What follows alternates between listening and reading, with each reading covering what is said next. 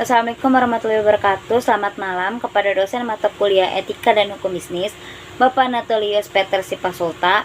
Untuk itu, saya Anissa Jara dari Fakultas Manajemen kelas Senin sampai Sabtu malam ingin menjelaskan teori tentang etika dan hukum bisnis.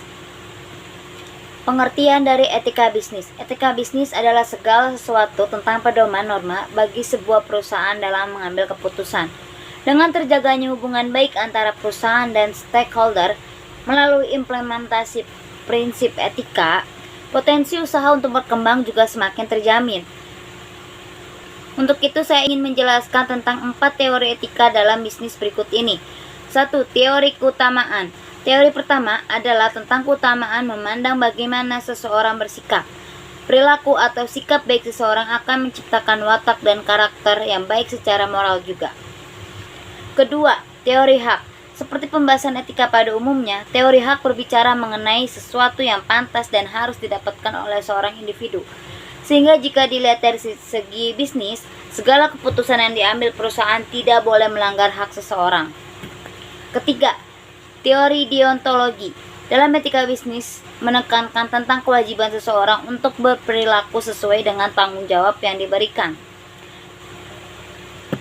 Misalnya Anda bekerja dalam sebuah perusahaan untuk menangani pemasaran produk, maka sesuai teori deontologi, dalam etika bisnis Anda harus melaksanakan tugas tersebut dengan baik. 4. Teori teleologi. Berasal dari kata Yunani yaitu telos yang berarti tujuan atau akhir. Teori ini menganggap bisnis etis adalah yang berhasil menciptakan keseimbangan dengan baik hingga pada tujuan terakhir. Sehingga dalam kata lain, teori ini bersikap mendasarkan konsep kebaikan.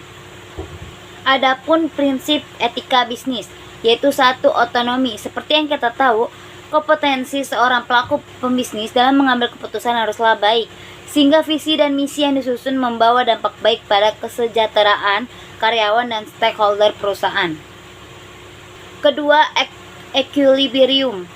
Berhubung dengan otonomi pelaku bisnis, segala keputusan yang diambil juga harus seimbang. Dalam kata lain, perusahaan tidak boleh berat sebelah dalam memutuskan sesuatu, misalnya memberi upah sesuai kontrak dan kontribusi kerja karyawan. 3. Free will, kehendak bebas. Kehendak bebas yang dimaksud adalah kesempatan rata yang bisa didapat individu.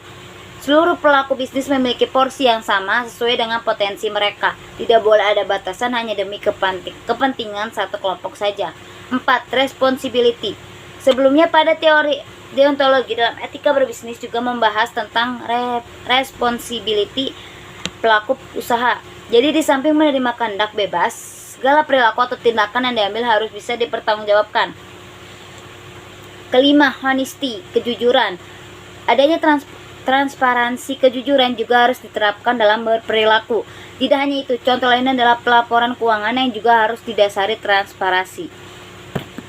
Yang terakhir adalah faktor yang mempengaruhi etika bisnis. Pressure yang didapat karena persaingan kompetitor. Kedua, kondisi ekonomi. Ketiga, kesalahan operasional. Keempat, pengetahuan individu akan etika. Kelima, demand pasar yang tidak sesuai dengan kemampuan perusahaan. Sebagai pengusaha, sudah sewajarnya segala resiko yang ada dalam faktor-faktor tersebut bisa diatasi dengan manajemen yang baik.